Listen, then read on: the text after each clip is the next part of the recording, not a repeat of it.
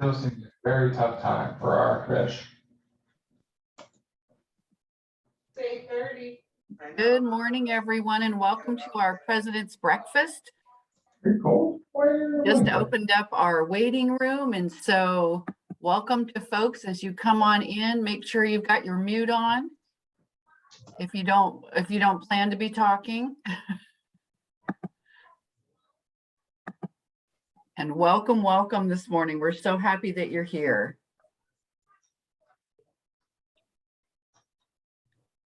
The theme of our breakfast this morning, our virtual breakfast, is looking forward, and we're excited about looking forward.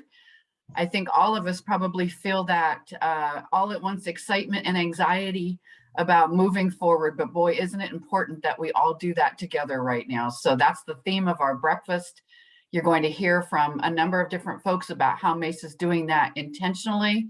And so we're so excited that you've joined us this morning, and we'll give it a few more minutes for people to grab their morning brew, whatever that might be. And we'll start in just a minute or two.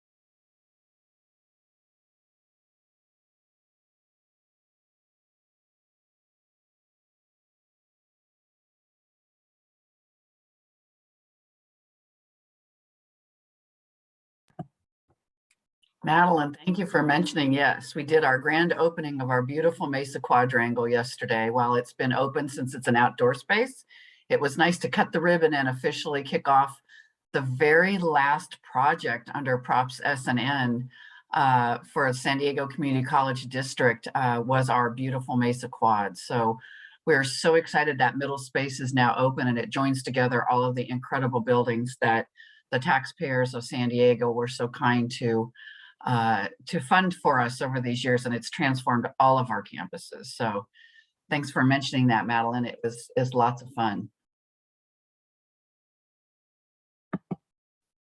All right, well, let's go ahead and get going this morning. Again, I want to thank you for joining us. What a treat it is to have you join us. And we have so many of you that have been with us for many years since we've been doing these President's Breakfasts. And so again, welcome. We're going to talk about looking forward today. We'll talk a little bit about where we've been, but really talking about the future of Mesa and where we're headed next. But first, what I'd like to do is share our agenda with you so you can see we're going to have a welcome and some updates. We're going to hear from the students about what their perspective has been. We're definitely going to do some breakout discussions, and then we'll talk a little bit about where we're headed from here. So thank you for that. And what I'd like to do now, if I could, is I would like to do our land acknowledgement. Important for us to be able to do that. And so we acknowledge the land on which we sit and occupy today as the traditional and ancestral home of the Kumeyaay and other indigenous nations, Kahia, Cupeño, Luiseño, of the Southwest region in northern Mexico. Without them, we would not have access to this gathering and to this dialogue. We take this opportunity to thank and honor the original caretakers of this land. And as you can see, Mesa's leadership team, our wonderful Isabel O'Connor, Ashanti Hands, Lorenz Legaspi. You'll get to hear from Dr. Hands and VP Legaspi today. Dr. O'Connor is away at a conference, but Dean Andy McNeil is with us, and we'll be giving our instructional update today.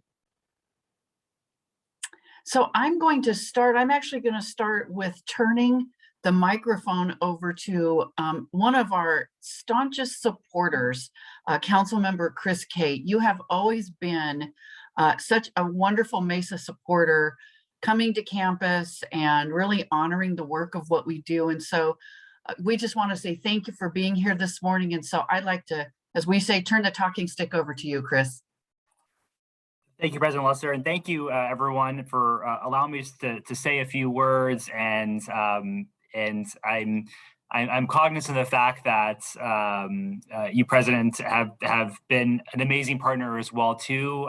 Just seeing how much you have been an advocate for Mesa, for the city, for this region, for the state, and the entire community college system as a whole over the past 7.5 years I've been in office has been truly amazing, and something where it's not lost on me because my family, actually my mom got her certificate through a community college system, and I went through the JC system as well too. So it's something that's really hits home for me personally. And so seeing you be a really staunch advocate has been truly amazing to watch over my time on the council. And I know that we're gonna lose you this year as a region, as a college, but I think the legacy, I saw a portion of the slide about the lasting legacy. I think you've left one at Mesa and in this region, and that's something I think that's it's not lost on us, and something that I think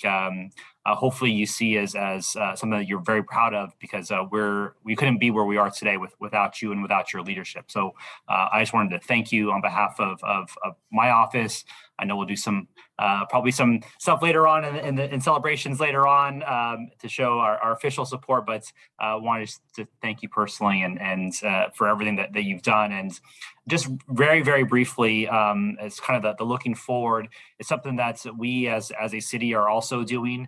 Looking forward, you may saw a story in the paper today, and we're going to be doing some more work today, and the release of the mayor's proposed budget for the upcoming fiscal year that begins on July 1st. It's something that we will be taking the next couple of months to hear back, and I invite all of you to reach out to our office or other city officials, whomever your council member may be, or the mayor directly, about what you want to see in this upcoming budget year.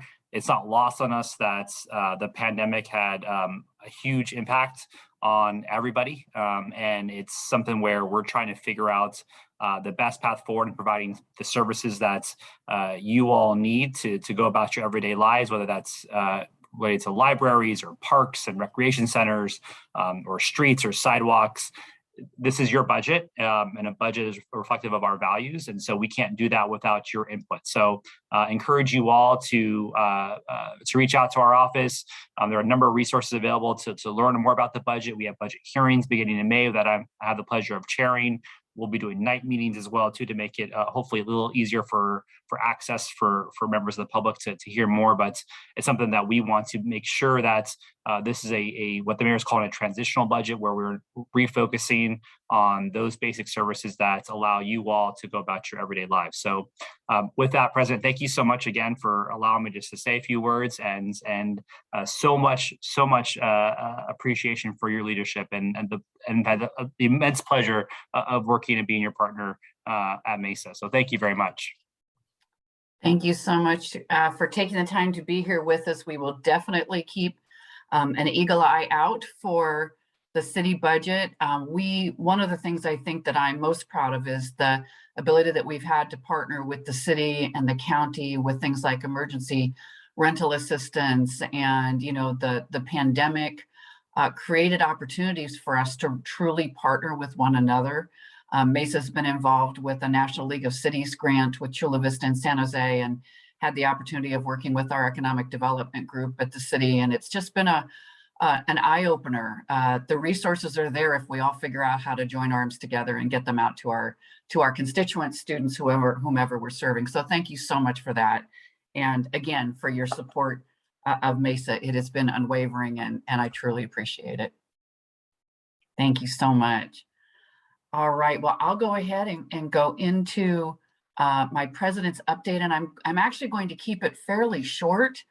For those of you who know me, you know how hard that is, because I could tell the Mesa story to anyone that will come near me any day of the week for as long as you'll give me to tell the stories of Mesa College. But a couple of things. Yesterday was a big milestone for us. We did indeed do the ribbon cutting for the beautiful Mesa Quad. And it is that center space on campus now. For those of you who haven't been on campus, the last time you were there, you probably saw lots of blue fences, which is awesome. Always means progress when we have those beautiful blue fences. But the fences are now gone. And that really, I think metaphorically for us, means it's time to move forward. We've opened our spaces. We've opened our campus. And we're ready to be in community with one another in person as much as we can be, and moving into this next phase of what it means for us to be living in endemic times and not pandemic times. We were fortunate last night at our San Diego Community College District Board meeting to have a scientist from UCSD that was talking to us about how we can move forward with fidelity in terms of, you know, how we do this work coming next, you know, requiring boosters, not requiring boosters. When do we wear masks? When do we not wear masks? And we're really trying to gather all the best information that we have so that we keep ourselves safe when we're on campus, but also create ways to work together. The other thing I want to say is that, you know, this is a time where people are trying to re-socialize. And I don't know about all of you, but sometimes that's hard to do with a mask on your face, and that doesn't mean we shouldn't wear them, because that is our campus our campus rule right now. But it does create a bit of a barrier sometimes in terms of socializing. And even though I've been on campus for quite a while now, I still find myself approaching groups of people and thinking, you know, what's that standard of how far we stand from each other? Am I hugging you? Am I not hugging you? And y'all know me, I'm a big hugger. So you know, someone actually dropped off some socks that said, watch out, I'm gonna hug you. So I actually have socks now that tell me I'm gonna hug people. So I just want you to know that we're all in this together, trying to figure those things out. And the thing that I love about Mesa is I think we're open enough with each other to kind of figure out what that's gonna be, what that looks like for us. And so as I give this president's update, what I would say is things are fantastic on the Mesa. We have a beautiful group of people who every day show up and want to transform our students' lives. And that's really what all of what we do is about. And when we do that, then we change our community. We create an educated workforce. We create middle-class skills for middle-class jobs. We put people into places where maybe they didn't even dream they could go when they started at Mesa. The student stories that we hear every day tell us those things. It doesn't mean we're perfect, right? It doesn't mean we're perfect, but it does mean that we approach this work with open hearts and open minds, and that is so critical right now. So as part of what I'm trying to do as I transition away from the institution is be thankful. And so I want to give a shout out to some of the folks that are with us today and have been with us for quite a while. So of course, already got to hear from Councilmember Kate. Thank you so much for being here. Also our foundation board. If I start listing you, I'm sure I will forget people, but I at least see Madeline and Liz and Alex today. And of course, our vice presidents also serve on that. But thank you for being here with us today. I want to thank our partner, Kim Heinley, who is the CEO of Bayside Community Center. It has been my absolute pleasure to serve on their board, and happy to announce that VP Legaspi, I believe, is a nominee for that board. And I don't know what that process is right now, but very happy to pass on that legacy. Thank you so much to Felipe Arevalo from San Diego Financial Literacy Center, Watana Tucker, who's been a wonderful advocate for us and working with us, Anthony Ellis from University of Phoenix. I don't see Mike Snyder on with us right now, but I'm not sure Mike has ever missed a president's breakfast. And if he did, I think he had to be like deathly ill somewhere. So I just want to say to Mike, he has been an incredible partner. And if he joins us this morning, I will say all of this again, but to Mike through Claremont Chamber, amazing partnerships. Thank you to Olivia Puentes Reynolds, Novana Hunt, Dick Jenkins, and Catherine Cleary. And also you're going to hear from Alex Zito in a little bit because he's going to be on our partner spotlight. But thank you so much to all of you who are here with us today and who continue to work with us. And then finally, what I want to say and I get to close us too. So I'm going to try not to start the waterworks this early. But, as I do each of these lasts, it does get a little emotional after 11 years. And the reason that we started these President's Breakfasts was so that our community could understand the stories that we tell and understand what the kind of support we need from them and that we can provide to our community.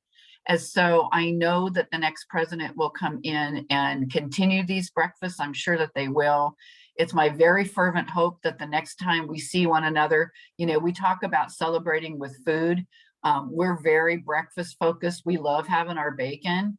And, in the morning, sorry for you who are vegetarians or vegans, but we do enjoy celebrating with food. So it's my very big hope that the next time the community gathers like this, it will be in person. You'll get to see the beautiful quad. You'll be back in our Mesa Commons and enjoying a meal together. When we break bread together, put our arms together, we are stronger for our college and for our community. So I just want to say thank you to all of you for always being here with us. So I am going to move on now. And Krista, I think you're driving this train. It's a high wire act that we do here. Okay, so I just want to say, you can go on to the next one. Do you all have your pre-pandemic pretty pictures still? So every time I see that picture of me in the quad, in the flower dress, I think, pre-pandemic Pam, she looked pretty good there. But wow, I think we're all going to have to take new headshots, are we not? I think we'll probably have to figure out a way to do that. But it is exciting that we're moving forward. And so thank you so much to Dr. McNeil, who's here this morning, representing instructional services. So Andy, I will turn things over to you. Thank you very much. And as you see, I have changed my headshot because it was pre-pandemic. It was pretty pathetic as well. So good morning. I'm honored to be here with you, representing my colleagues in instruction and on behalf of Vice President Isabella Connor, who, as you know, couldn't be with us today. Please go to the next slide. I don't know if I'm supposed to say that, but so now that we're back to offering face-to-face classes and services, we continue to look for the right balance of classes and student support services and the modalities that best meet the needs and support the success of our students. Many of our classes and services are back on campus. Allied health programs in math and science and culinary arts have been on campus for a while. The LRC has been open for students to study, access online classes, the internet, library services, and the Child Development Center is now open. For others, the pandemic has forced us to take a closer look at all the instructional practices in regard to scheduling and meeting students' needs. Enrollment declines have forced us to work harder and be committed to opening our minds and to alternative ways to doing things. Our faculty, chairs, and deans are engaging in thoughtful and thorough inquiry around scheduling to meet the change needs and desires of students, while still maintaining the instructional integrity. The increased communication across campus in some disciplines help us ensure that classes are filling on each campus, as they're not competing with each other for the times and slots for our students, but rather they're complementing each other. An interest in moving toward the use of data and determining best modalities rather than relying exclusively on anecdotal feedback and opinions is also underway. We also have learned that we can be effective online with our teaching and engagement practices with the support of professional learning and the great things that our instructors are doing. By providing instructional equipment to students as well and supplies for students to have at home, regardless of if the courses are going to be face-to-face or online, they benefit from having 24/7 access to practice for success. We will continue to loan out equipment to students like sewing machines, pots and pans, student kits with equipment and supplies so that they can take them home to develop their hands-on skills and improve overall performance in a number of programs. Again, these practices will continue moving forward. Next slide, please. In humanities, the Mesa Press continues to cover stories that are important to the Mesa community, from the impact of the recent invasion of Ukraine to the best cup of coffee in our neighborhood. We continue to provide quality content, both online and in print, while also venturing into new areas, such as a weekly email newsletter and a new public event called Ask a Student Journalist. And that helps garner interest in our student publications. The speech and debate team recently performed live in St. Louis, Missouri for national competition. They secured 2 sweepstake awards, taking 3rd place in both individual events and in the overall score. There were 450 entries in that competition. And the team will resume in-person instruction and competition in the fall. One thing that we've been developing over the last couple of years is credit for prior learning. And there's 4 ways that students can come to begin their time with us at Mesa and get credit for their prior learning before coming here. That's credit by exam, which currently exists in 43 courses, portfolio, such as an interior design, which we've been able to give students credit for, industry certification on licensure, like in professional, personal training program, and joint services transcripts through the American Council on Education. They also work with the military articulation platforms that matches classes and training that military personnel have taken so that they can get credit for that here at Mesa College. Next slide, please. And there's more. During the pandemic, we have been able to grow our student support services. In tutoring, over 2,400 students have been helped with almost 18,000 sessions. Our programs are certified in all 3 levels with the College Reading and Learning Association, or CRLA. And we've also just recently earned certification in online tutoring from the Association of College for Tutoring and Learning Assistance. We will continue our online and face-to-face tutoring as we move forward. Our mentor tutor, Rain Porter, was named the CRLA National Tutor of the Year last year, and was also student keynote speaker for the 2022 ACTLA conference. 3 of our tutors also published in a peer-reviewed publication during the fall. Our online resource librarian has been working with faculty and students to help lower and eliminate the cost of materials used in courses at Mesa in the online educational resources. Savings this year has already been beyond $3 million. We have 0 text cost courses in 443 of our courses, and sections in those courses amount to 1,126. We've identified 17 degree pathways that students can get through degrees in courses where they don't have to pay for materials. Our teacher ed program is working with the community. We have an advisory group that works with San Diego Unified School District, comes through Mesa and goes to our 4-year institutions, also the San Diego County Office of Education. We have a program at Hoover High School that starts with tutor training and works with work-based learning, where those students get to get college credit for tutoring their peers. That leads into our teacher ed program, and they come to Mesa College. They did last fall, they will again next Friday, to look at our programs, especially our teacher training programs, such as DeBed, which is our partnership with San Diego State, where we train bilingual and biliterate students. Many of our programs have returned to the community and here on campus, including music, dance, art, and fashion. And be on the lookout for some of these programs that are coming up later this spring, like our fashion show that's coming up soon. Next. In professional learning, this spring we launched MOST, which is the Mesa Online Success Team to support faculty in teaching remotely, and also the Teaching Tree, which is a weekly online get-together and online depository for best practices and sharing ideas and lessons. This summer we will offer our second SEER, which is the Curriculum Equity and Excellent Review Intensive Program, where faculty examine and revise curriculum with an equity lens and anti-racist lens.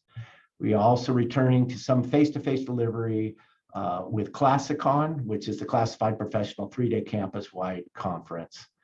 Other professional learning and support opportunities for students include 3 amazing grants we have: the Title III HSI STEM grant, Equity, Excellence, and Exito, the Anna Peasy grant, Equity, Empathy, and Excellence, and the NSF grant, the Scientific Community of Practice and Education. Also in STEM, they are going to be offering the going back to the research conference, which will be back in person on May 13th on our campus.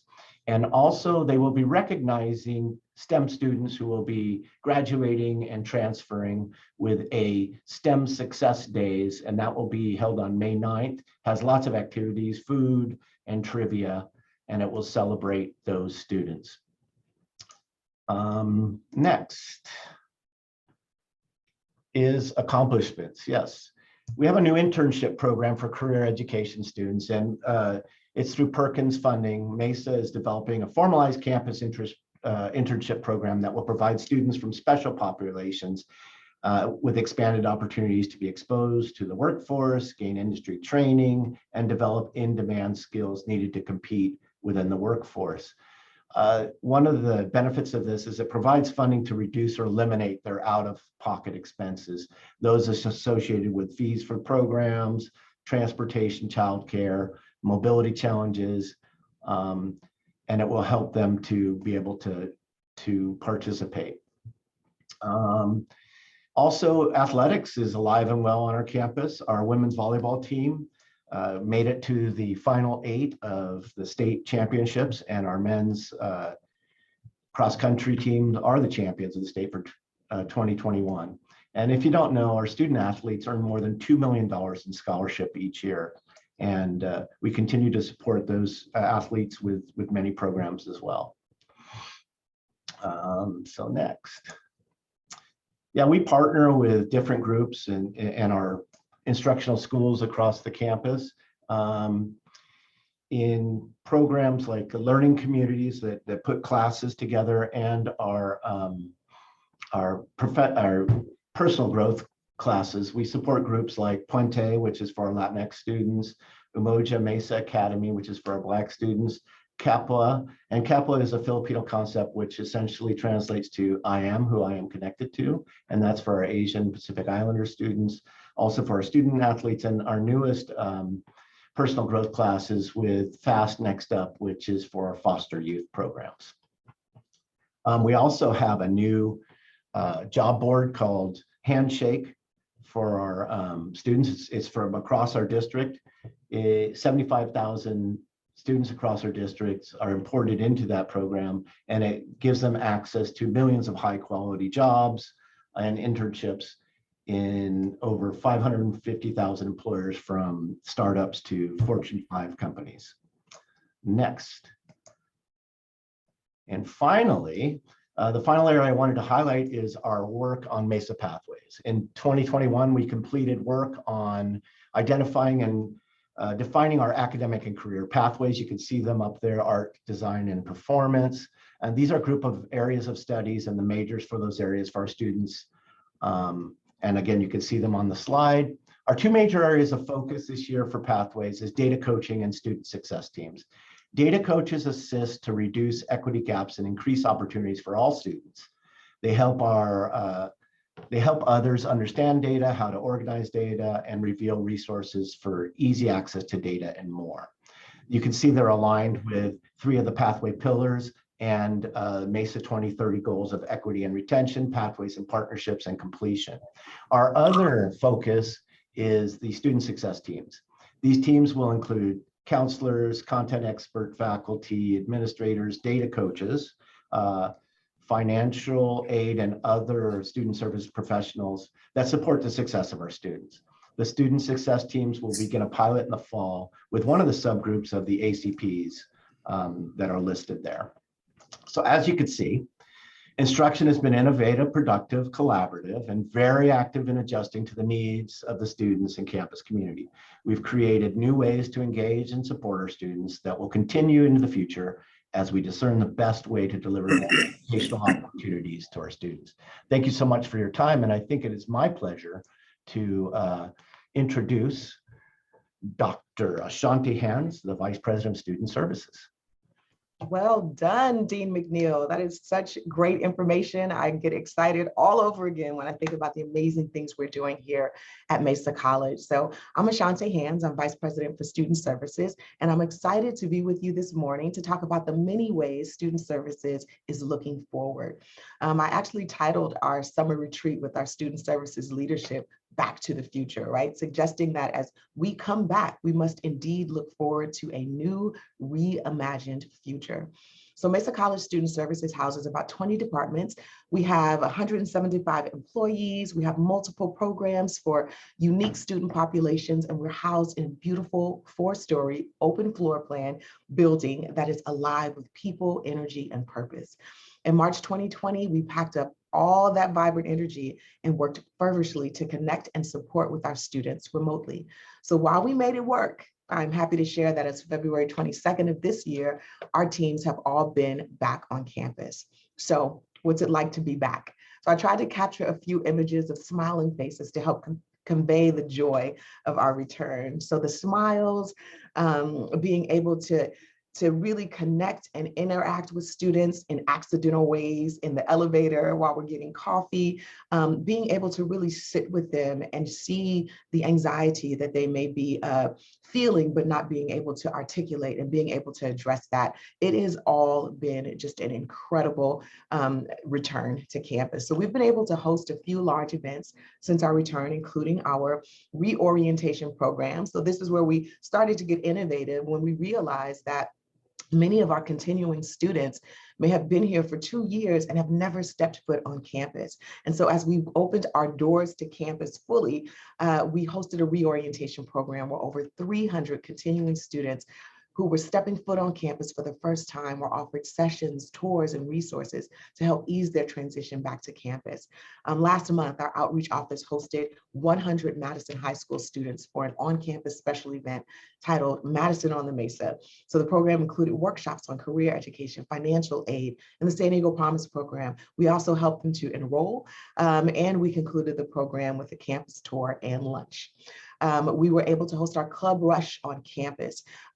During the pandemic, and we were working remotely, we hosted our free farmers market. We made them mobile so people could drive through, but I'm happy now that we're gonna hold one a month on campus in person and one a month where students can drive through. We were hosted all kinds of welcome back events for students. We've been busy. Last Saturday from 8:30 to 12, we hosted Jumpstart Your Success at Mesa College. It's a free community event for prospective students, their families and friends. We had over 200 families and prospective students join us on last Saturday for an opportunity to learn more about Mesa, San Diego Promise program. We had welcomes from Mesa College, UCSD, SDSU, campus tours, workshops, a resource fair, demonstrations. We had performances by our dance department. And we really just showcased the diversity and depth of programs and services at Mesa College. And by the turnout, we know that not only are we excited to be back, that there are many people out there who are hungry and thirsty for the opportunity to be in community on campus. I'm also happy to share that after 2 years of remote celebrations, we will be hosting our scholarship recognition ceremony in person, where we will award over $180,000 to our students in scholarships. And we are going to be hosting our commencement ceremony on campus, where we anticipate 800 graduates and 3,200 guests. So we are enjoying the shared space and opportunities to connect. Next slide.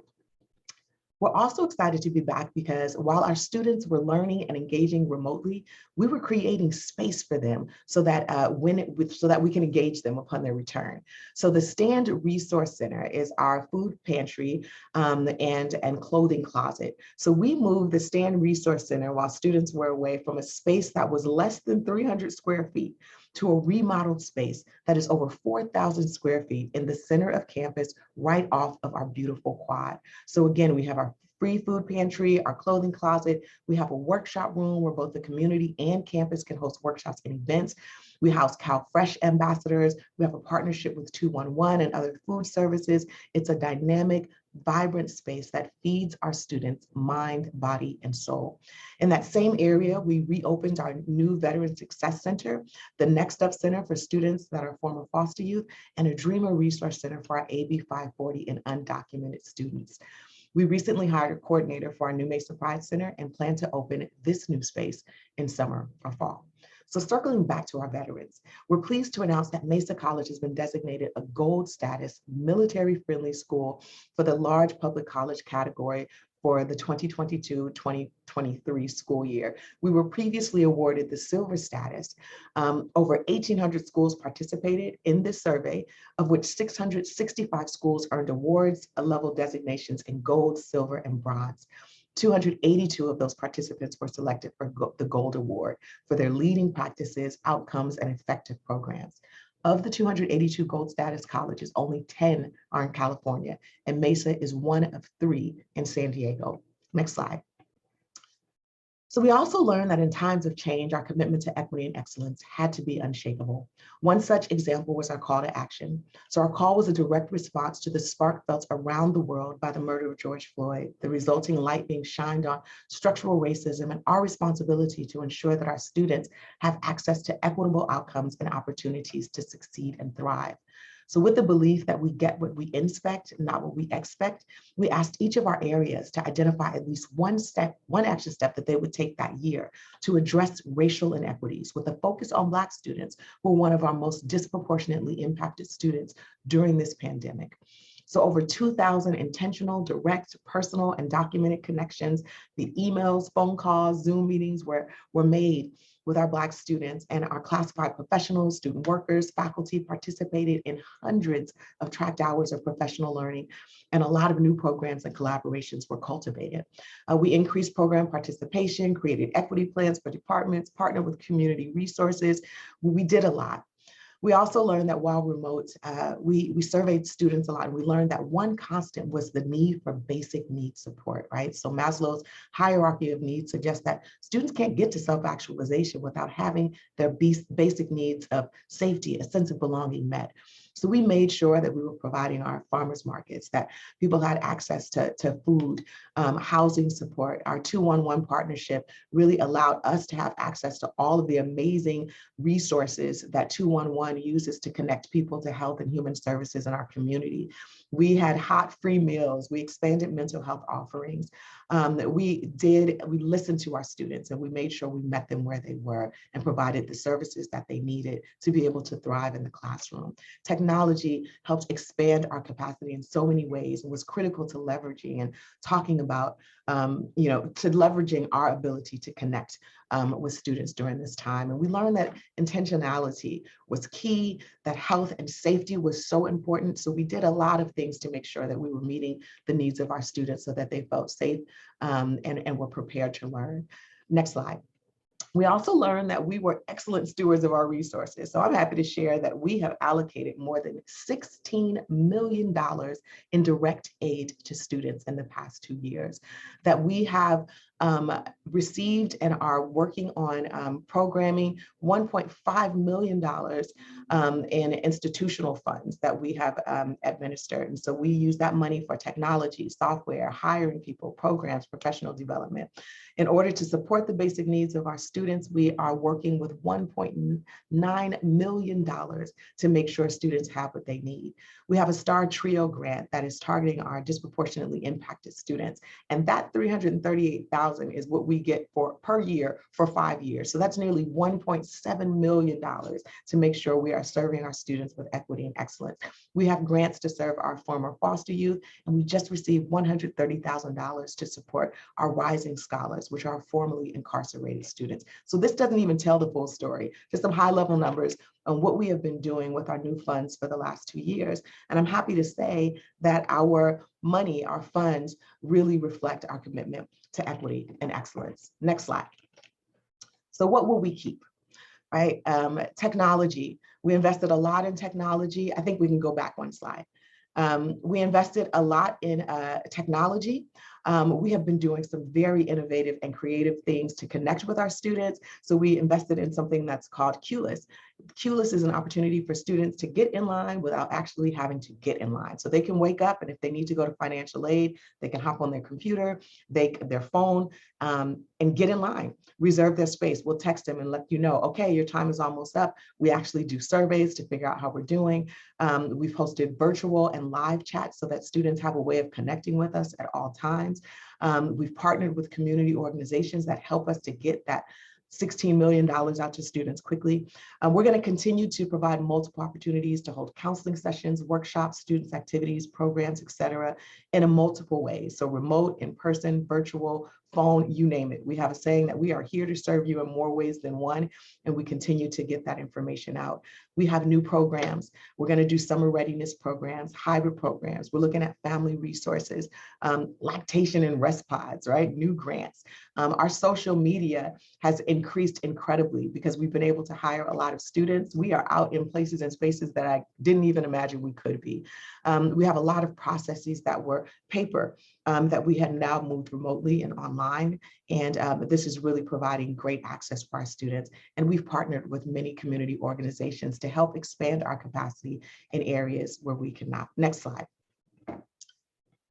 And so with that said, as you can tell, I could go on and on and on about all that we're doing in student services. I've provided some ways that you can get in touch with me, we do monthly updates that tell the story about all of the things that are happening on a monthly basis within student services. So you can call, check the website, check out our updates. There's a huge story to tell. And when you read it, you will realize that we are dedicated and committed to creating the conditions that matter for our students to succeed. And I have the absolute pleasure now of turning this over to Lorenz Legaspi, our Vice President for Administrative Services and Facilities. So Lorenz. Thank you, Dr. Hands and Dr. McNeil. I'm sitting here beaming and inspired by just the updates and the amount of things going on campus. We talk about these things and these initiatives and our students every single day, but to hear them all condensed into 20 minutes, I'm speechless, right? With that, so thank you all for those important updates, and I'm had the pleasure to talk about how the facilities may support these endeavors moving forward, and the facilities looking forward. So next slide, please. And as we start most of our presentations, the smiles of the collective students that we have on campus, some of them again back pre-pandemic, but it's always nice to kind of pause and see we are here to support these students and their smiling faces. Next slide, please. The quad has been mentioned before. We had our event yesterday. Liz, it was wonderful to see you on campus. I don't know when the last time you were on campus, but I'm glad that you were there to celebrate with us.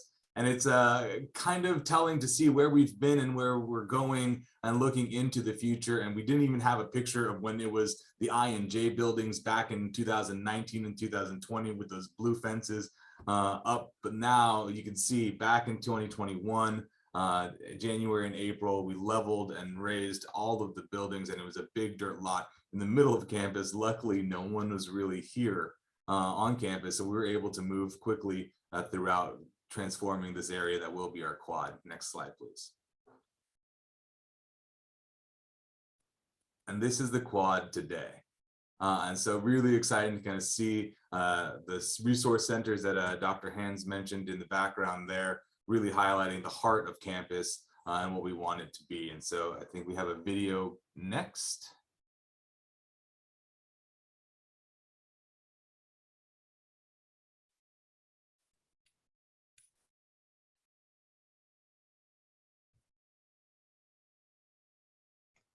Sorry, I had to find how to unmute myself quickly.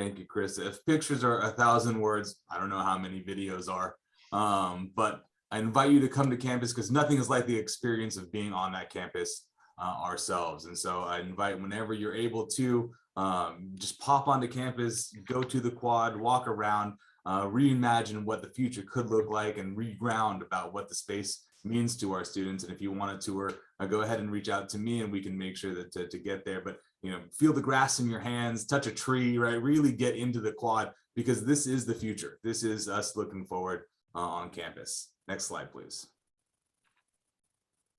And so here's the ribbon cutting, a fun event yesterday. Next slide. Oh, that was the video. Thank you, Krista. And so moving forward, there we go. Moving forward, we weren't able to get a slide in here because how quickly the things are developing, but I'm pleased to announce, Olivia, I have you in mind that we will be opening an LGBTQ plus Pride Center on campus. And so that is one thing that we are deeply excited about with funds from the state and the vision of the group that we have on campus and the leadership of President Luster. We are moving forward proudly to create this space on campus. And so thank you to those that are a part of that one. And I apologize we didn't get the slide in on time because it's still in the works and furniture is being ordered and conversations are being had as we look to the future of what this space could be to support those students and that community. And so moving forward, as we do know, we had our Mesa 2030 long-range educational and facilities comprehensive plan. And so here are some of the outcomes from what we wanted our spaces to be and our goals for our campus. Next slide.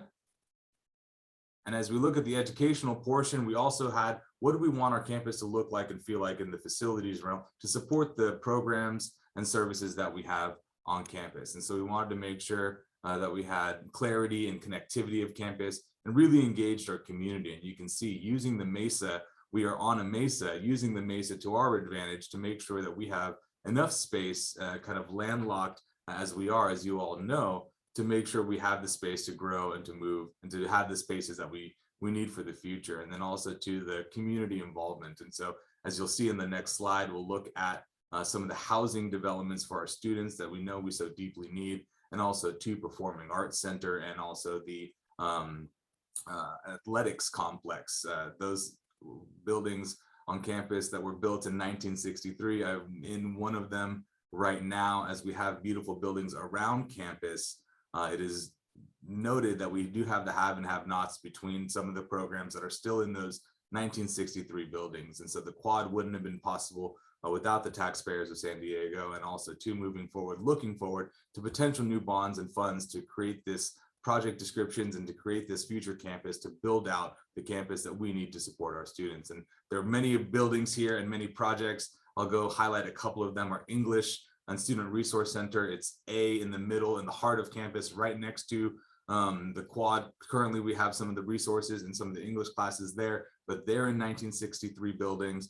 And so to imagine, to envision a new complex right there on the quad to support those students. And again, as I mentioned, the Performing Arts Complex, and then the athletics as well. And then student housing, there's a couple of different options potentially of where that could or couldn't be on campus, but it's something that we are committed to and looking forward to how to partner with until we can build houses on campus or dorms or student housing on campus. Until we can do that, to see how we can partner with our community to make sure that our students that need housing have housing. And then also too, looking at some of the signage, I think next slide. Oh, no, that was, so on this side, you'll see a more immediate need and that we'll have is some signage coming up around campus, including a video marquee as you come in from Mesa College Drive, and some signage over here on Genesee. So when you come to campus, you know you have arrived. And then next slide, it's my pleasure to introduce Natalia Trin, our Associate Student President, and I believe there's a video for that one as well. I'm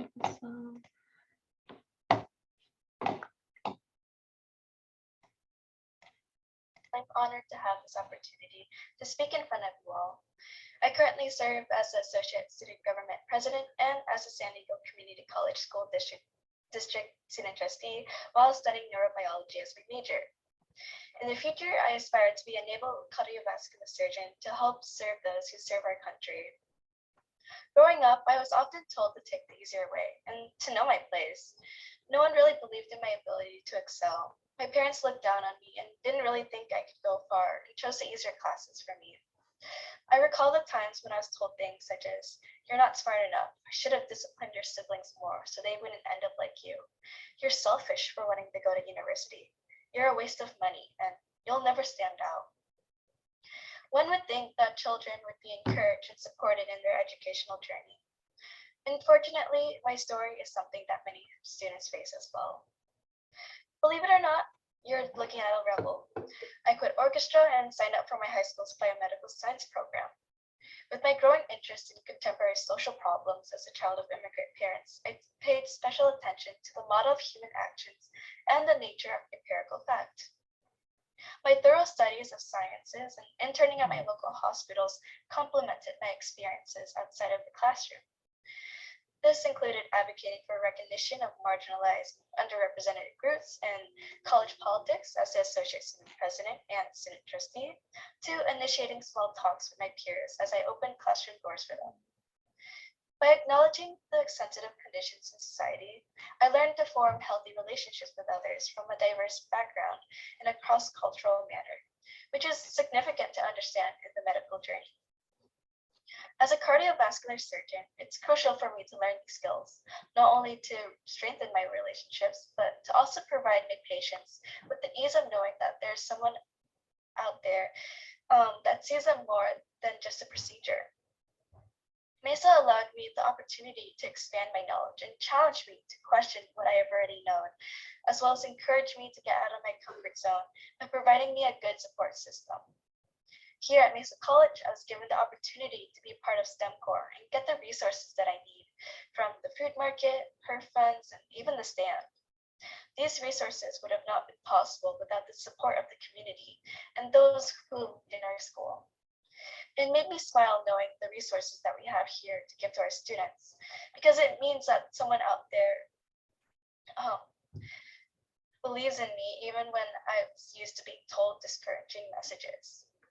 As you listen to my story, I hope that you don't see this as a tragic story, but rather an encouraging reminder of how one's mindset and the support that they can get can really shift someone's life. When people support our school and our students, they're more than just community members. They're part of a family called Mesa.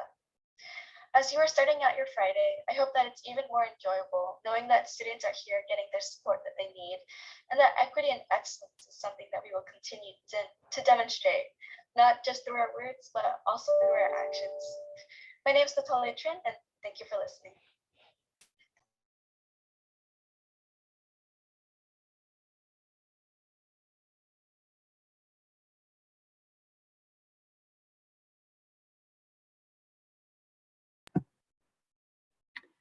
Thank you so much to Natalia. And I know that you are with us today. You have plenty of things going on, but thank you so much for all that you do for Mesa and for telling your story, because that is certainly something that humanizes the experiences that we are excited to hear from you about. So next, what we'd like to do is hear from all of you. We're very interested in knowing what kinds of experiences that you've had during these last periods of time. When you look back and now you look forward, what are the kinds of things that you're excited about when you think about your relationship with Mesa College or the work that you're doing inside your organization? And the idea is that we would be able to benefit from hearing these from one another and then be able to pull that into some of our Mesa strategies as well. We had thought about going into small breakout rooms, but it looks like we have just about the perfect size of folks for us to stay here together. So with that, what we'd like to do is open the floor and have you let us know through raise hands if you'd like to share just some of the things you've learned during this pandemic time, thoughts you have on things that we could be doing at Mesa, or just sort of where you are with your organization and what you might bring to that. Krista, anything else you'd like to add to that, or are we on track? That's perfect. Thank you. Excellent. So I know someone will throw their hand in the air. Or I'll start singing, you know. I don't want to scare anyone. Natalia.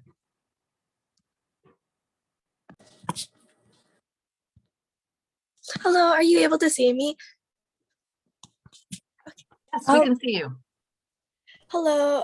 So I just wanted to say, usually, as a student president and as a student trustee, oftentimes you're always trying to be updated on what's happening at Mesa College, what's happening in our district.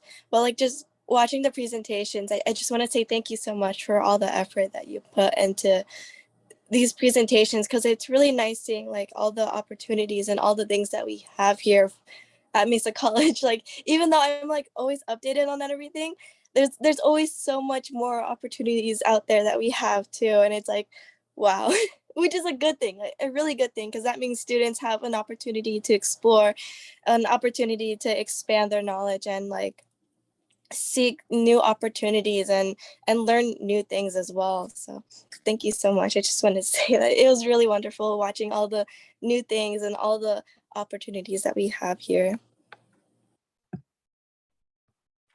Thank you, Natalia. And I look forward to sharing the beautiful commencement stage with you in just a little while. Hi, this is Sean Mahathi. I guess I'll just speak up since I seem to have forgotten how to raise my hand within Zoom. So I'm just curious, what have you guys share best practices among your partner campuses, San Diego City College as well as Miramar? And I was curious if the community colleges within California ever get together annually or however often and share best practices together, and what you've been able to share and what you've been able to leverage from any kind of partnerships you've had. John, that's a great question. Yes, to all. We definitely work in collaboration with our sister colleges and the San Diego College of Continuing Education. It's really key that we do that because we have students that attend all of our institutions, sometimes one or two or three at the same time. And so we want to make sure that there's a common student experience, which is not easy to do. Each of our institutions are separately accredited colleges, and we have our practices that we work with. So we definitely work together. There are many professional groups within the community college system that get together. For instance, there's a CEOs group we just met about a month ago in San Diego and did a lot of what we're doing this morning, shared out those things that are working, but we do that on a regular basis as well. And I think one of the things that we're realizing that we're invested in is we are still very much in the midst of trying to figure out what's next, right? And so we're trying to stay open to thinking about what it looks to be different levels of instruction. So we know that students say they love to be in person, but when Omicron hit and then we started offering more in-person classes in the spring, students didn't sign up for in-person classes. They signed up for online classes, and then the online classes filled, and then we had to convert. What we know is we have to be incredibly nimble. That is the name of the game right now for us, is being flexible and nimble and providing opportunities for students to tell us what they need. And so we have actually brought in some facilitators to the campus, and we're working right now doing student focus groups. We are focusing at the moment on the experiences of our Black students. We know from research that when we focus in on those groups of students that are specifically educationally marginalized, that when we come up with those effective practices, those high impact practices, that they have meaning for all the way across our institutions. So whether it's through our HSI STEM grant or our new Anna Peasy grant, we're always looking for ways to engage. Having all of these services doesn't help our students unless they actually have an opportunity to engage all of the services. And we know that through our direct aid programs and some of the other ways. So yes, absolutely, we do that. I think we're all still hunting and pecking around in the dark a bit, but we are talking to each other about that. In the midst of these things, many colleges had, fires near their campuses, had other, kinds of disasters, if you will, going on in addition to the pandemic.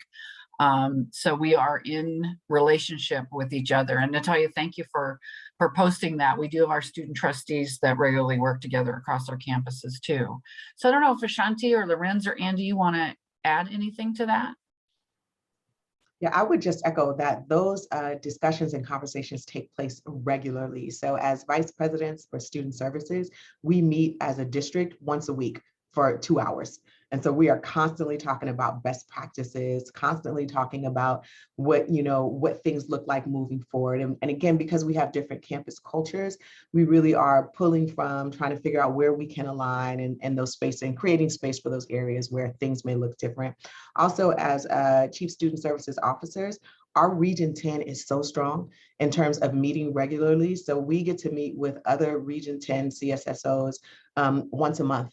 And so that includes like Grossmont and Palomar and Miracosta and Imperial Valley. So we get together and we're talking about policies and procedures that have been implemented as a result of COVID and how we're going to roll those things out. Right now, we're having a lot of conversations about our remote work policies and what that looks like and how we can honor and celebrate and uplift our employees while at the same time, upholding our commitment to equity and excellence. And so we go deep into these conversations.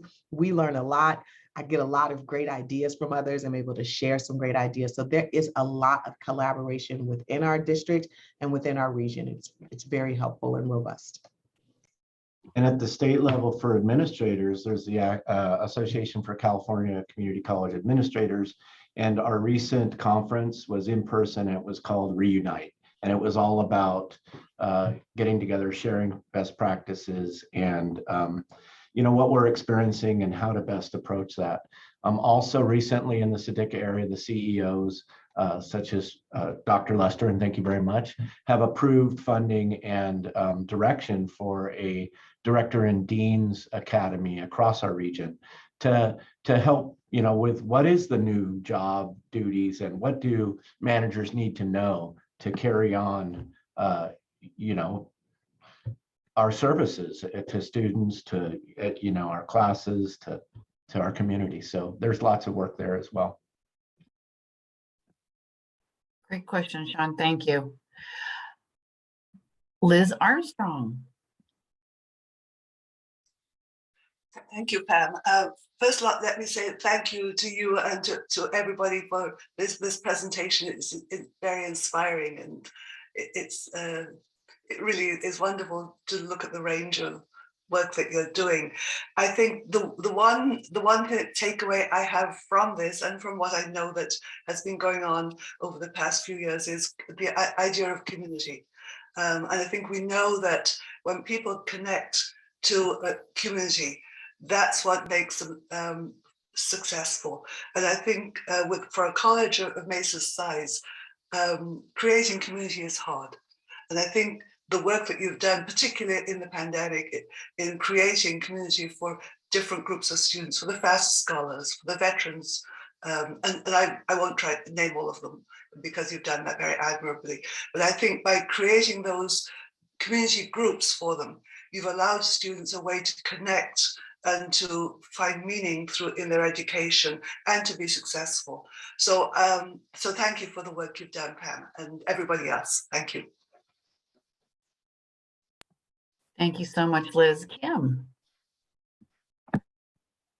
Great. Thank you so much, Dr. Lester. And I really appreciate the kind words you shared earlier. And just please know it's reciprocated. And we will miss you dearly, but we are very excited to continue this partnership, certainly with Mesa College and potentially with Mr. Legaspi and certainly as well with the Mesa College Foundation Board.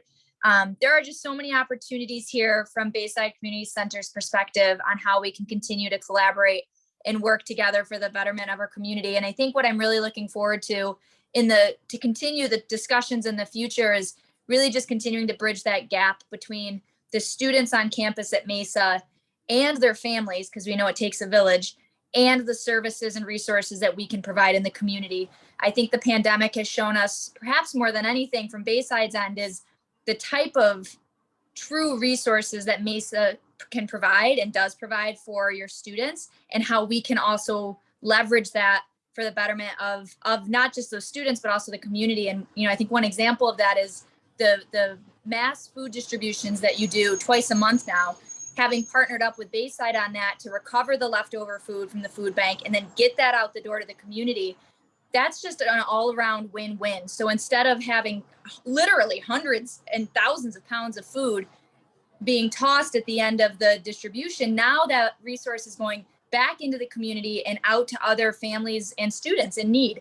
And I think there's just ways there we can continue this institutional collaboration and think outside the box. It shouldn't take a pandemic to make us realize that we both can be partnering to do that, but how cool that now that we have that relationship through that food distribution, we're seeing students, we're working with Jacqueline, right? We're working with all these different folks now on Mesa College campus who previously we weren't. So I think there's a great opportunity there to continue to leverage one another's resources for the improvement of all. So cool things to come, and very much looking forward to it and to continue this work with Mesa. And we just want to thank you again, Dr. Lester, for all you do and have done, and I'm sure will continue to do with your legacy. Thank you so much, Kim. I couldn't agree more that one of the things that we've been able to do is, while we've tried to create community, we've actually expanded that community. And I think that it's been, we've always been wonderful partners with Bayside, but partnerships need to go both ways. And I think we have found ways to do that very meaningfully, through this pandemic, and we will find even more ways to do that. So thank you so much. Felipe. Hello, thank you, President Lester. I just wanted to say thank you for all you do. Having been on campus many years doing financial literacy presentations, and then being part of Classicon and the financial literacy speaker series with Professor Eskew, it's always great to see all the resources that Mesa puts forward for their students. So I love coming to your breakfasts and learning about all the other programs. And just wanted to say, as far as financial literacy goes, you guys are on the cutting edge of providing that extra knowledge to your students. So thank you for always having us on. I'm sure as things get back to being more on campus, the people at the parking facilities will get to know us again as we come and visit the classes and ask for visitor passes. So thank you again. Oh, Felipe, you know us well. I will say, if you used to ask people about Mesa, the first thing it would say, UGG parking, right? And then from there, some other kinds of things, but we're okay at the moment. So we'll see how all of that goes. We still don't have enough parking spaces, even if half of our students come back, but we're sure going to try hard to make sure that works going forward. But thank you for that. We appreciate your help with that. Any other thoughts, comments that you'd like to share? Yeah, this is Sean once again. The big thing that we did, I recently retired, but the big thing we did when we always focused on at work was ergonomics. And especially with students working remotely a lot, even if they're going to campus, they still have to do a lot of homework and reading off campus. And if they're using their laptops, those aren't ideal in the sense that if they just have it sitting on their table, their necks craned down, and fortunately these students are mainly young, so they have bodies that can better take that. But otherwise, I bought a laptop stand on Amazon for like about less than $25, and with an external keyboard and an external mouse, that just makes a world of difference in being able to be comfortable working at my kitchen table on my laptop versus just the laptop sitting there by itself. So I would say, you asked me what's the things. I mean, that was the big focus, especially once we went and worked remotely on my job. I retired March of last year. The big focus was on ergonomics, and sometimes we even made do with like putting our laptop on a box and then having the keyboard and the mouse sitting on the table, so that the screen was elevated, but we had our working spaces down here at a comfortable level. Excuse me. So that was kind of a best practice that really is important. And I suffered 3 repetitive stress injuries during my career, 32 years at Chevron. 2 mainly shoulder injuries, bursitis, tendonitis, and actually 4, because tennis elbow, I forgot about that one. So it can take its toll over time. So that with a little bit of equipment that is pretty much at low cost, that can make a big difference in students being able to comfortably work from home remotely, either remotely connecting to class or just doing their homework. Thank you for sharing that, Sean.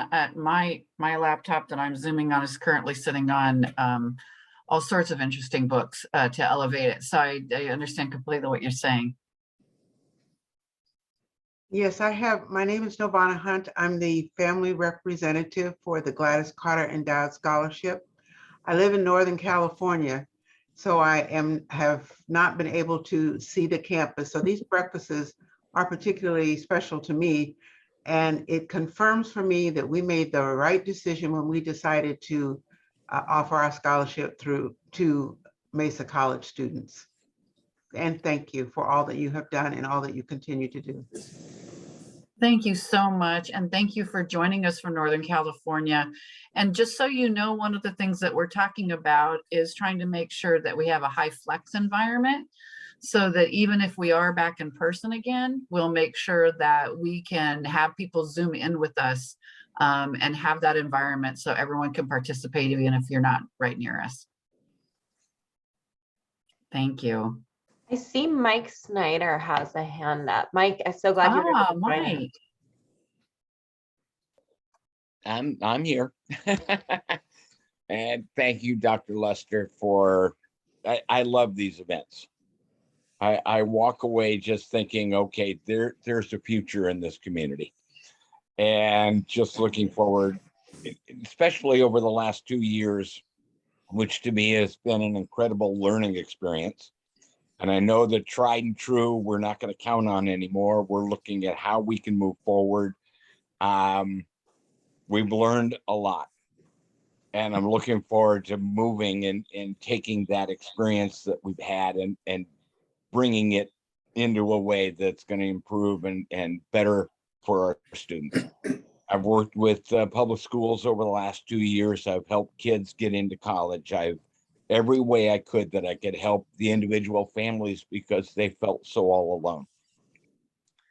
But now we're coming out and we're coming back to being community again. I was involved with San Diego City and its redistricting of city council. And it was so wonderful to hear communities talking about how they look forward now to working with their neighboring communities again. It wasn't every man for himself the way it had been in the past. So I'm looking forward to that. I mean, I'm president of the Claremont Chamber of Commerce. And the reason I'm here, and the reason I'm here every time, and you know this, Pam, what can we do for you? Mesa College is a tremendous resource for the community of Claremont, has been since 1963. We grew up together. And looking at this now, where Claremont's going to be, we're looking at 30,000 more residents coming in the next 10 years. What can Claremont do, and how can the business community or even I do to help Mesa College continue to move forward? And believe me, I say that with tremendous pride, having been a Mesa College student. And you're talking about tearing down all the buildings that I attended way back in the 70s. And that's okay, Lorenz. It was time.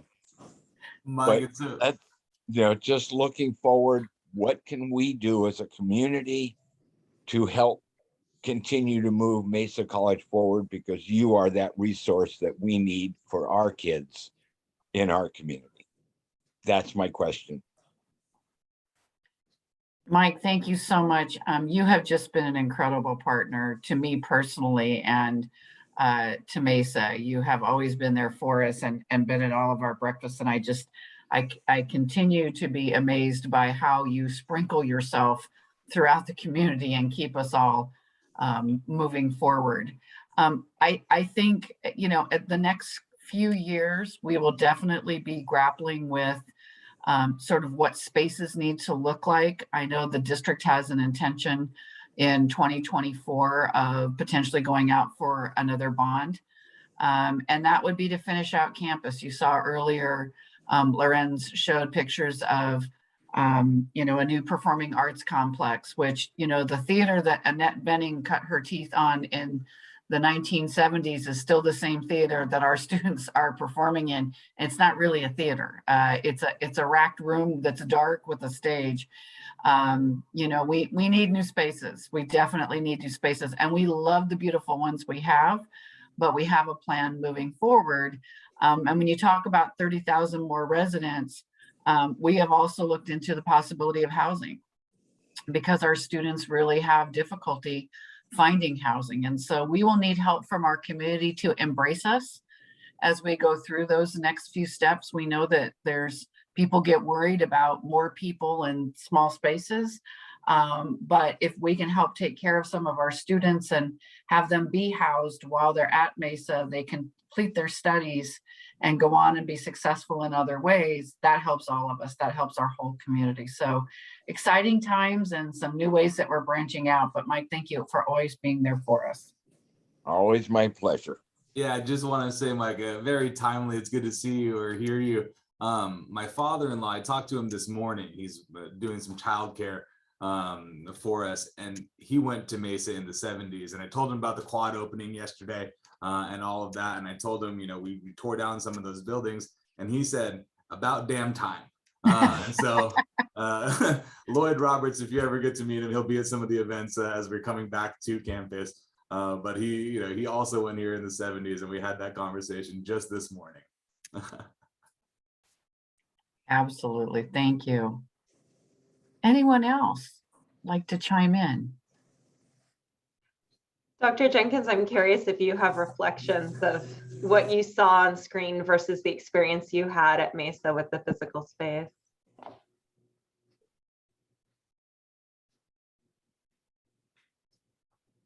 Oh,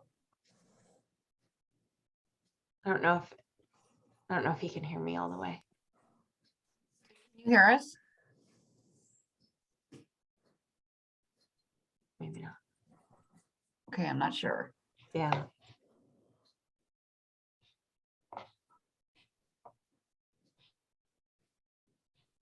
Yes, you know, as you can imagine, because I'm anxious to tell the Mesa College story no matter where I go, I will often hear from people, is such and such building still there?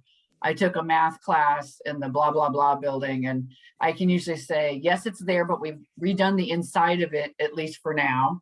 Or I can say, no, it's gone and there's, you know, something else in its place. But we still have lots of those places on our campus. All right, well, let's go ahead and move forward. We're running up on our time, and I just want to make sure that we've got plenty of time for our partner spotlight. And our partner spotlight today is our wonderful Alex Zito. He is a foundation board member and a senior engineer at Northrop Grumman, a proud Mesa alum, an Olympian. And so, Alex, we turn it over to you.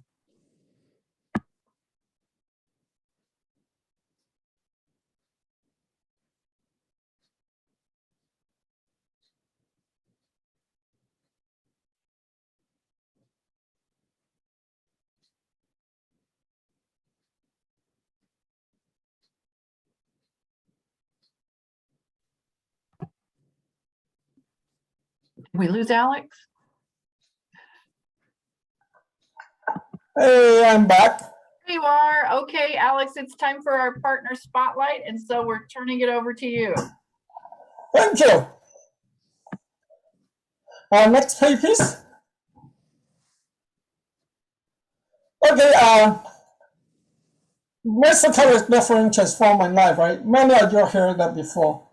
The picture on the left is when I was a refugee come to the country in 1980. Like a young kid, 18 years old, that was a lot of uncertainty of my life. I didn't even get my high school degree education, right? So you know that where I get to where I am is I actually started with the San Diego Community College District Adult Education Center. Funny story, last week when I was swimming, I actually met one of the adult education teacher, and she know all my teacher in the 1980. it really transformed my life. And then I got my AS degree in math in San Diego Mesa College. And afterward, I basically say, hey, in 2 years, I can get a AS degree in Mesa College. I can do anything I want in the future. And then I got my bachelor degree from Cal Poly Pomona Aerospace Engineering in '85. That's how well San Diego Mesa College prepared me for my education. And then I get my master later. Over the years, I work with a lot of different companies. You will see in next page a little bit later. But my goal is go back on that. But my goal is because there was so much transformation of my life, right? I want to pay back to into the future, or stating with the thing that looking into the future. My goal is to support Mesa College students, do fundraising, mentoring. I also work a lot with STEAM education in San Diego worldwide, developing youth leader. But obviously, I can do everything myself, right? I will continue to recruit, mentor, and sponsor, support Mesa and others. But one thing I'm very proud of is my family is very supportive of my mission, and my kid, they are going to USSD now. They're a very good teacher, very good volunteer, and some of the effort I have also recognized by the National Association, the Society of Asian Scientists and Engineering, and the Great Mind in STEM for the Hispanic Association. I got the Community Service Award in both 2021 and 2018. So I want to be able to use that platform to promote and get more support for the student. Next page. So that is some of the work I have done over the year. And actually half of this pay is my student work. I have worked on many national systems, right? From a young refugee without education, don't know what to do. I have been able to work on the best of the best national system in the world, safeguarding the country. And then for the last 11 years, I have been actively coaching a robotic team and involve both local and global community. Some of my middle and high school students, they actually get the IEEE award competing against university, Caltech and all the other. And if you look at the boat, last year we was invited to compete autonomous boat and autonomous drone, talking about being nimble, being changed, right? Right now, high school students, their competition is competing again is graduate level competition. The University of Michigan team is led by a PhD and all the master students on the team. And if you look below, most of my students is middle high school student. They actually support students around the world also. The picture on the left, lower left, is where my team was in Africa, teaching, sharing their robotic experience, and we also went to South America. Last summer, we worked with Ecuador, Paraguay, Togo, and Benin, 4 countries. So looking forward, what I want to do will be, it's not what I can do, right? But where to develop the future you. And while I'm listening to Mesa College, I think maybe this summer, we will partner with Mesa College and bring my team. My team had come to Mesa College before, share the robotic experience. But maybe this summer we can expand it further, actually maybe have more a workshop working together with us, because we are very excited going to Sydney, Australia in the future, November this year, competing or learning with the best of the best in the world. The students have been talking with the Office of Naval Research, one of the best research labs in the country. And I want to have the opportunity working with Mesa College, get our students prepared in the future, because The advantage of preparing the student is when you look at the student on the bottom right, 10 of those students had interned with different companies last year. And so many of them had worked with Northrop Grumman, and we also have one working with Google this summer.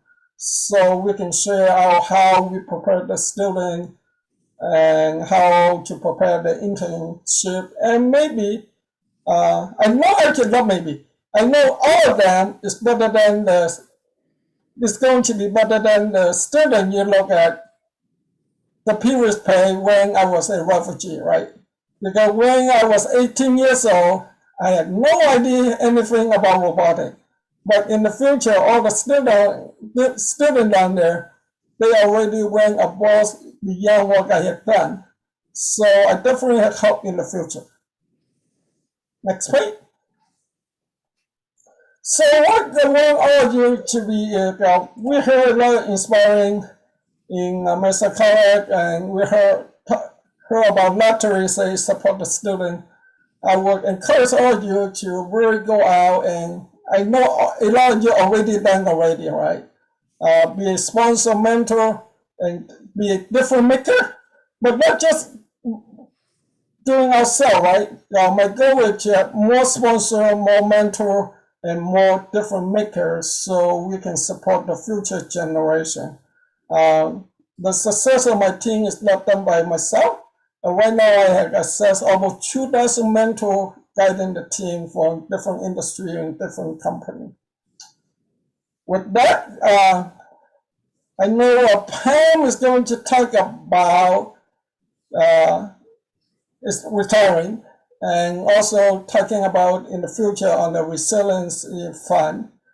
I would like to announce that I talked with Krista already. We are going to be a presenting sponsor supporting Pam on this, and make sure the resilience fund, that will be the starting point for the sponsorship. And my goal is, my family goal is to go above beyond the sponsorship at the presenting sponsor. Now I will go back to Pam. I think I'm speechless, Alex. Thank you so very much. That is just a very generous thing for you and your family. And, you know, every time I ask people to make a gift of personal significance, I think of you because you do that so openly and so beautifully, and give back to Mesa, the place that you talk about changing your life. And it's really just this incredible example of philanthropy, and I'm just so very thankful. So thank you very much. We are grateful to you for that, and enjoy the nudges. We enjoy the nudges, Alex, because you are the wind beneath our wings on the foundation. You get us all to think a little bit more, dig a little deeper, and think about our personal gifts on behalf of the institution. So thank you so much for that.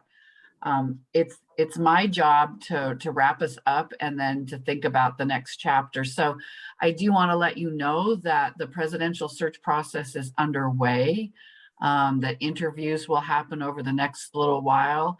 There will be public forums, and so we will make sure that we send that information out to you so that you can actually watch the candidates that are under consideration to be the next president of Mesa, and you'll have an opportunity as community members to weigh in on that decision and give your thoughts on it. So we are underway and hope to have someone in place soon. I am not involved in that process, so just letting you know from my perspective sort of where we are.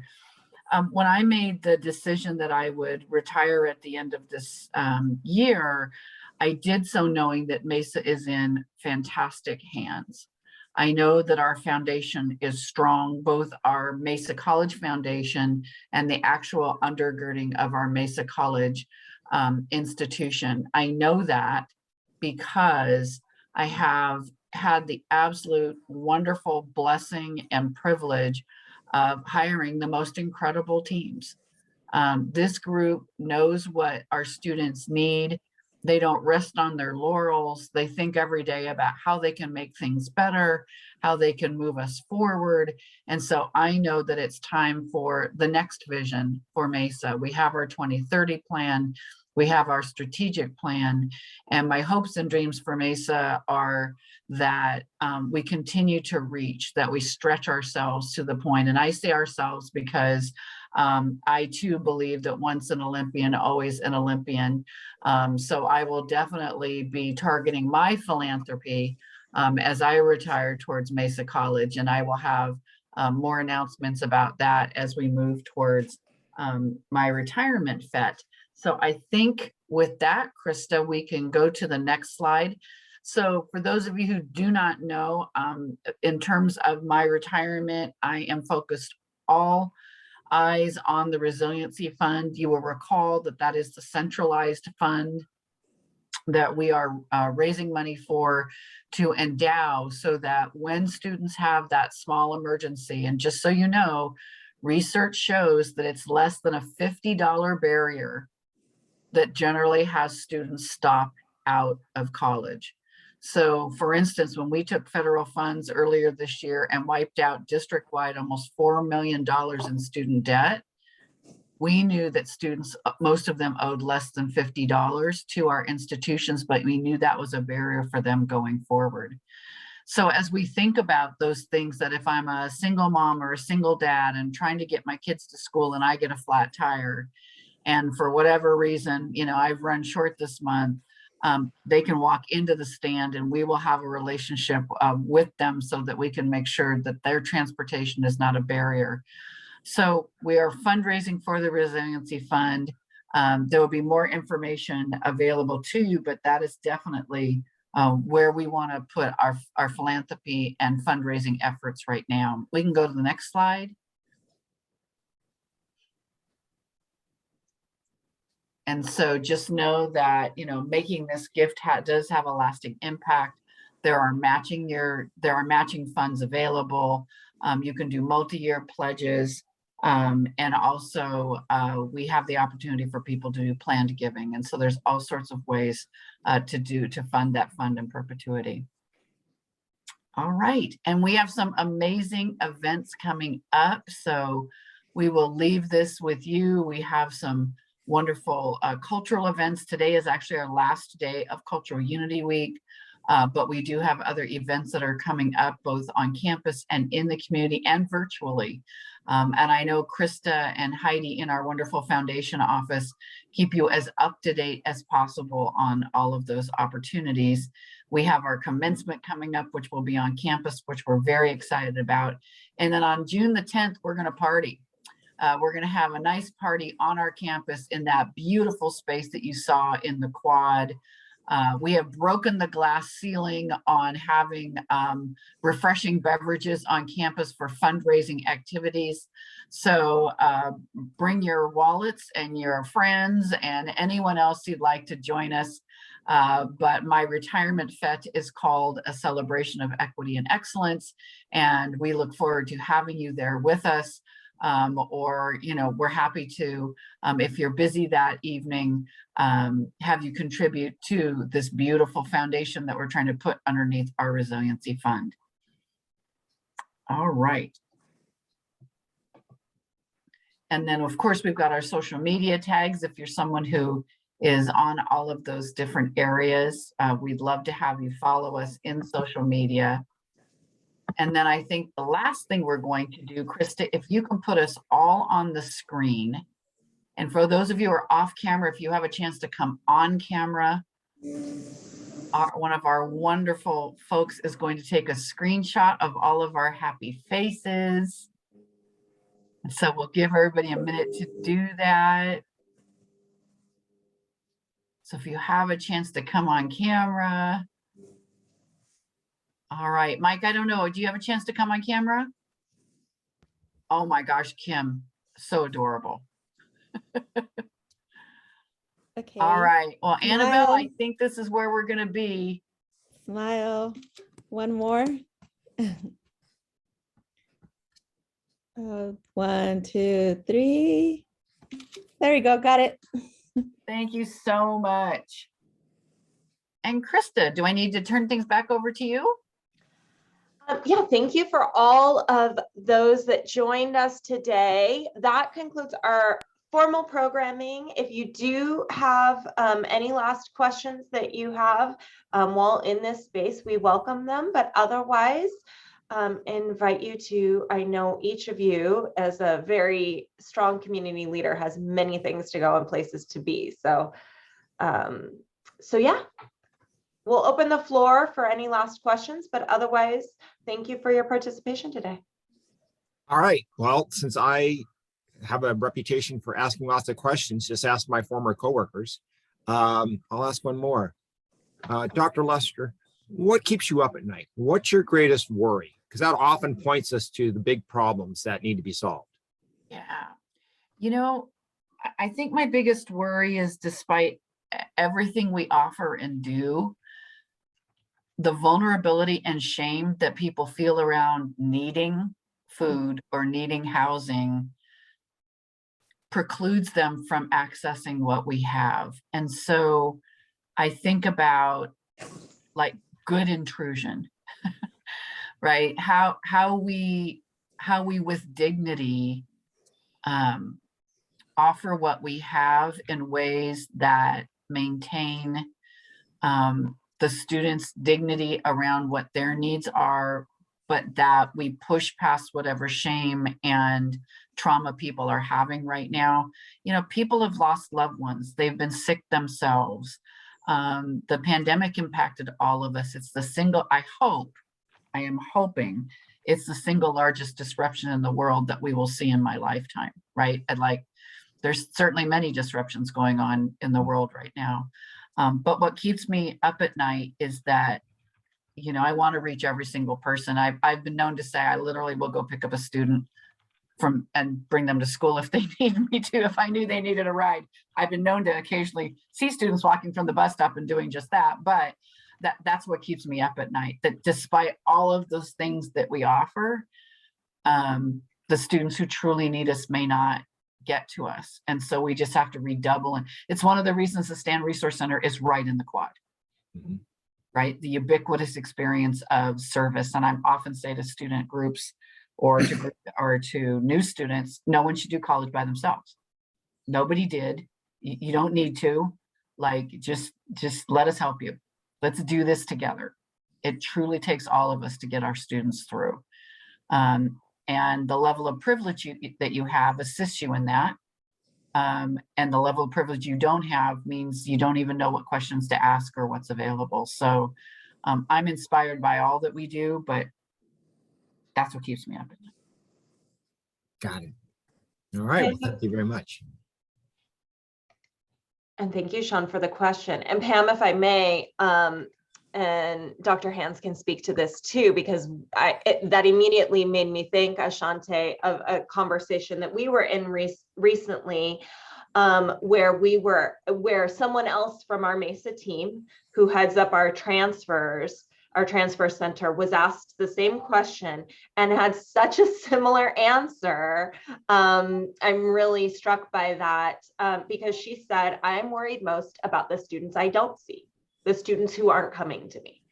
And I think that just, you know, echoes your sentiment and reaffirms that, Pam.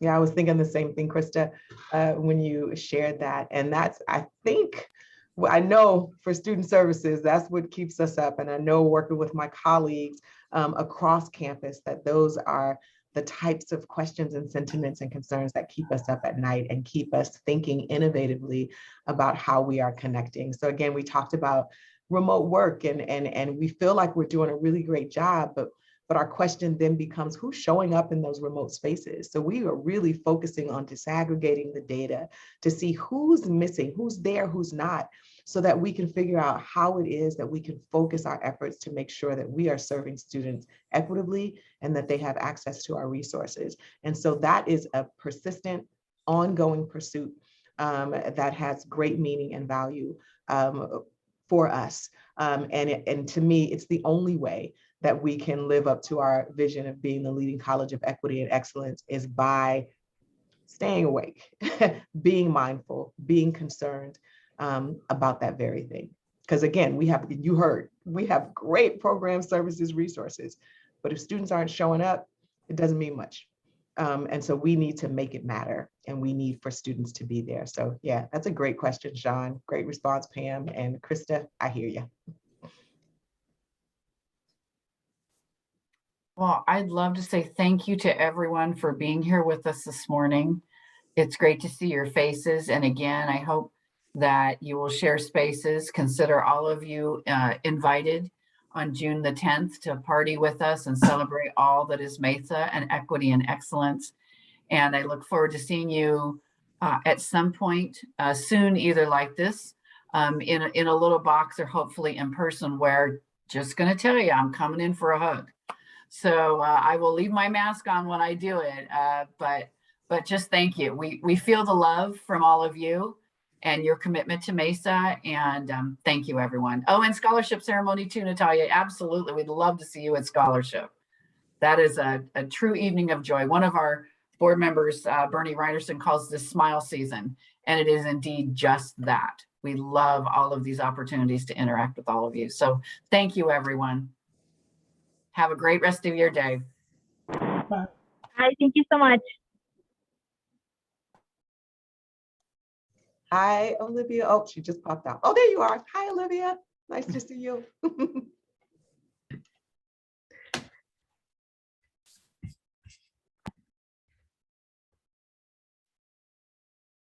Thank you.